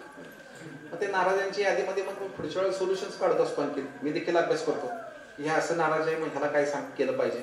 मग आमच्या त्या कॉर्डिनेटरला अगोदर सांगून ठेवतो, ह्याच्यावर हा उतार आहे, हे पहिलं करायचं. आणि मग त्यातनं आमची ही वाटचाल पुढे चाललेली असते. आणि हे सगळं करत असताना आमच्यावर सुद्धा खूप ताण असतात. म्हणजे दिसतंय तुम्हाला एवढं सगळं, पण हे एवढं सोपं नाहीये. आणि यासाठी मला वाटतं की आमची मुंबईची टीम सुद्धा प्रचंड कष्ट घेत असते. बऱ्याच वेळेला महाराष्ट्रामध्ये फिरताना माझा चेहरा समोर असतो, मी फिरत असतो, बोलत असतो, पण यामागे सुद्धा खूप मोठे हात मुंबई ऑफिसमध्ये असू देत, आमचे तालुका समन्वयक असू देत, प्रचंड कष्ट घेत असतात. ह्या सगळ्याचा मिलाप म्हणून हे. आणि म्हणून आता मला वाटतं की आता आम्ही एकटं असता कामा आहे, तुम्ही सुद्धा बरोबर असलं पाहिजे.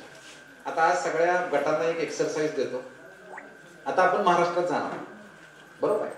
तुम्ही एकच काम करायचं घरी गेल्यानंतर, आपले पाहुणे पै कुठं आहेत आणि आपलं कोण ऐकतंय, ऐकणार कोण पाहिजे बरं का पाहुणा, त्याचं नाव आणि फोन नंबर आणि गाव एवढं आमच्या समन्वयकाला द्या.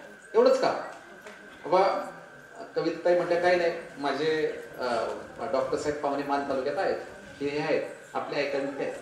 आम्ही अशा पाहुण्यांची यादी तयार केल्यानंतर काय होईल की ज्या गावामध्ये आपल्याला कोणीच माहित नाही तिथं आपला एकतर माणूस ओळखीचा आहे. एंट्री पॉईंट ऍक्टिव्हिटी ज्याला आपण म्हणतो. या निमित्तानं तुमच्या माध्यमातून सुद्धा 100-200 गावं आमच्याशी जोडली जातील. आमच्याशी म्हणजे चळवळीशी जोडली जातील, ज्यामध्ये आल्यानंतर त्या शेतकऱ्याचं अजून काही ना काही तर जीवन बदलण्यामध्ये मदत होणार आहे. तर एवढ्या पहिल्या टप्प्याचा हा एक्सरसाइज आहे. पुढच्या वर्षी स्पर्धा नाही पण काम आहे, म्हणजे ते सगळं असणार आहे. SOP आहे, हे आहे, सगळं सगळं सगळं करायचं आहे आपल्याला. आणि स्पर्धा नसताना किती गावं चांगलं काम करतात त्यातले आम्ही चॅम्पियन निवडणार आहे, परीक्षण न करता. काय म्हणतो मी, परीक्षण नाही, परीक्षण न करता निवडणार आहे. किती होत आहेत चॅम्पियन आणि त्यांचा यथोचित कुठंतरी योग्य सन्मान होईल. तर तुम्ही करत असलेल्या कामाला आमचा मनपूर्वक सलाम. आज एक सत्कार झालाय, तसाच पुढच्या काही दिवसानंतर एक छानपैकी सत्कार आपण जिल्हा पातळीवर आयोजित करतोय. तो फक्त मर्यादित गटांसाठी असणार आहे, मी आत्ताच सांगतो. हां, परत म्हणाला आमच्या कॉर्डिनेटरला डॉक्टर म्हणले ना आम्हाला बोलवलं नाही. तसं नाही आहे. जागेची उपलब्धता आणि हे सगळं बघून इथे एक मर्यादित स्वरूपाचा कार्यक्रम होईल. जे तालुक्यात आलेले आहेत आणि जे राज्यस्तरावरती आपले गट जजिंगसाठी गेले होते आणि जो राज्यात आलेला आहे, अशांचा एक यथोचित सन्मान लवकरच आपला सुखदेव दादा तुम्हाला चांगली बातमी देतील आणि तो मात्र फोटो तुम्ही सगळ्या गावात फ्लेक्स लावू शकाल याची मी खात्री देतो. आता बाकीचे गट म्हणतील आम्ही काय घोडं मारलंय, तर घोडं अजिबात तुम्ही मारलेलं नाही. ज्याचा जरा अजून खालच्या मागाशी म्हणते ना वडगावच्या पाय आत्ताच्या कुठं आमची सुरुवात आहे. मग ती सुरुवातीची धग जी आहे, ती आग आहे, तुम्हाला तिथं जाता आलं नाही. ही आग कायमस्वरूपी राहिली पाहिजे. सगळंच जर माणसाला सगळं इझिली मिळालं तर ती आग राहत नाही. ती धडधडणारी आग कायम तुमच्यात राहावी म्हणूनच हा एक वेगळा सन्मान आम्ही जिल्हा पातळीवरती करतो आहोत. तर त्याला देखील आपण वेळेत यावं. वेळेत कार्यक्रम सुरू होईल. उन्हाची वेळ असल्यामुळे सकाळची वेळ निवडलेली आहे आणि ज्या गटांना आमंत्रित केलं जाईल त्या गटांनी सगळ्या गटासहित आपल्या ड्रेस कोड सहित यावं असं मी विनंती करतो आणि थांबतो. धन्यवाद. सुद्धा फील्डवर काम करताना कधी आम्हाला पण प्रत्येक प्रश्न पडतात किंवा अडचणी येतात किंवा कधी कधी आम्ही पण म्हणजे टेन्शन मध्ये जातो. पण त्या डॉक्टर पोळ सरांचा तर यानंतर सर्वांची चळवळ चाललेली आहे. तर आता शेवटचं जे आपल्या सर्वांचे आभार मानण्याचं काम आमच्या गावचे सुपुत्र विश्वास गुजर साहेब यांनी कार्यक्रमाचे आभार मानण्याची मी त्यांना विनंती करतो.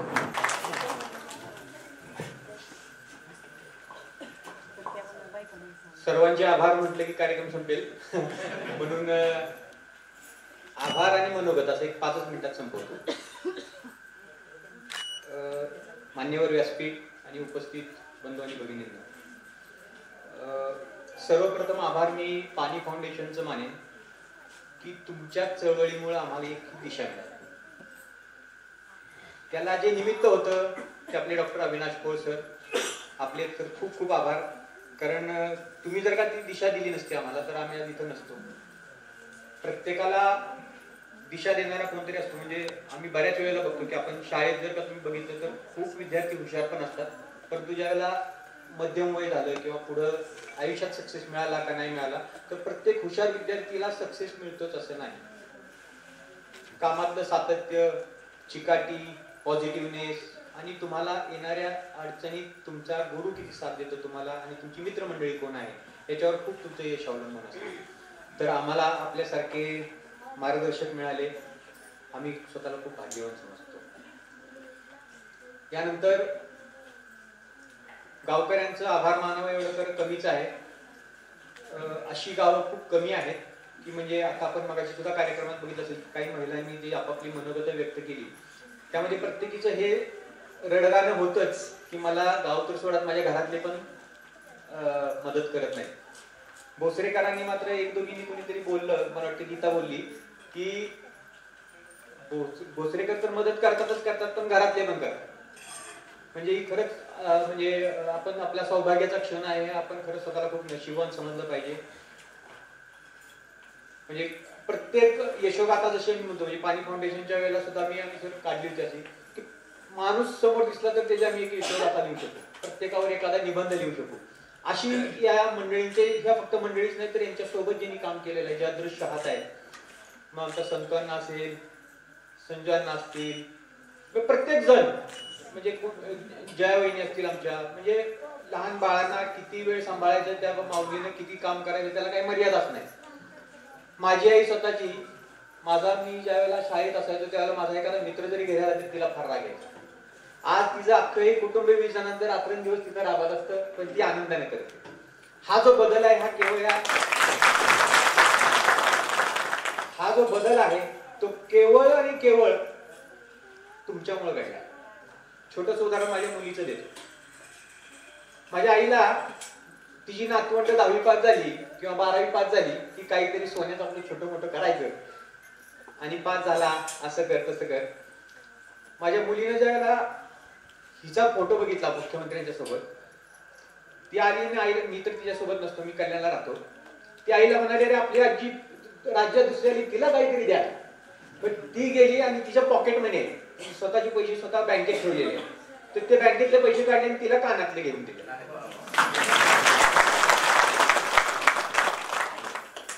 तर अशा ह्या पाणी फाउंडेशनच्या निमित्तानं मला हे मिळाल्या. आणि तुमची पाणी फाउंडेशनची जर टीम आहे ना, म्हणजे आम्हाला ते कुटुंबासारखं आहे. मला माहिती आहे की त्याने आमच्याकडे एक वेगळ्या नजरेने बघितलं आणि खूप आम्हाला खूप सहकार्य केलं. परंतु आम्ही त्यांना काही तसं सोडणार नाही. म्हणजे आमच्या गटाची, जसं मी मगाशी सांगितलं की आमच्या गटाची काही उद्दिष्ट आहेत, आम्ही काही काही ठरवलेलं आहे पुढं. तर त्यामध्ये आमच्या बोसऱ्यातला एक अमोल आहे आणि आमचा आपला हा अधिक आहे. या दोघांची लग्न पण या वर्षी करायचं आमचं उद्दिष्ट आहे. त्यामुळे माझ्या बाकीच्याही गटांना विनंती आहे की अशी तुम्हाला चांगली मुलगी वाटली तर डोळे झाकून द्या.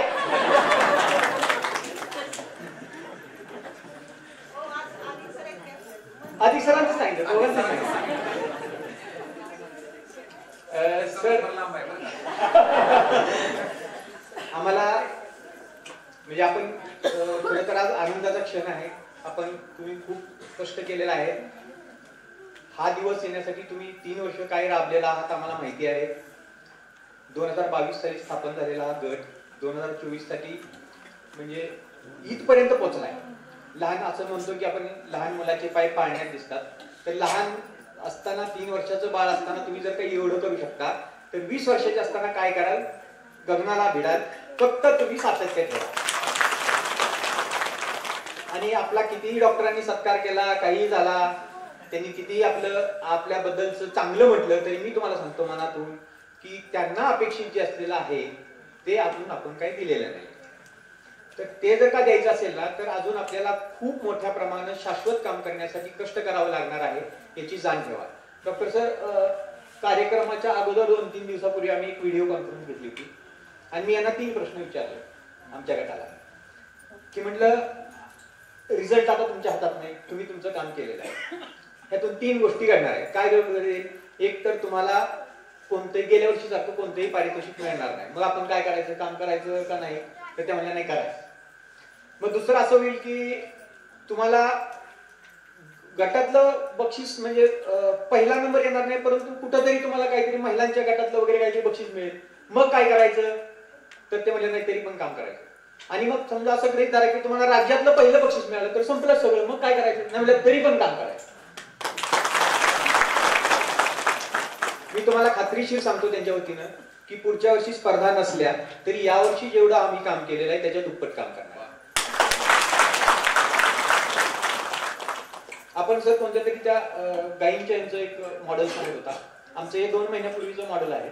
आम्ही जे मॉडेल बनवतोय तर जसं आपलं विकली ऑफ असतो तसं आम्ही विकली वर्क, म्हणजे एक महिला आठवड्यातून एकच दिवस आमच्या गटाला देईल आणि ती ह्या वर्षी लक्षाधीश असेल.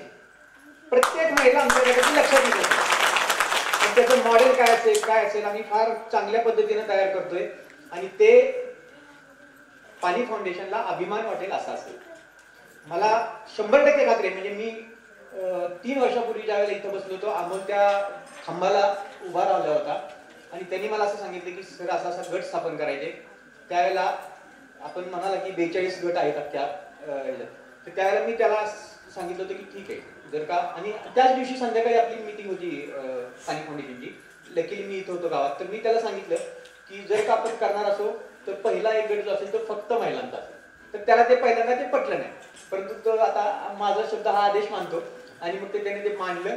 तर म्हणजे लक्षात ठेवा की ज्या वेळेला आपण 42च राज्यात गट होते त्यावेळेलाही आपण होतो, 2000 ज्या वेळेला गट झाले त्यातही आपण आहोत. म्हणजे महिलांची चळवळ जेवढा उशिरा जागा होतो तेवढा उशीर होतो. आणि असं म्हणतात नेहमी की लाईफ एवढं मोठं नाहीये की आपण खूप दिवस लहान होऊन मोठं होईल. त्यामुळं लवकर आता स्पीड घेतलं पाहिजे आपण, म्हणजे आपल्याला लवकरात लवकर मोठं होता येईल आणि त्या मोठेपणाचा आपल्याच स्वतःसाठी लाभ घेता येईल.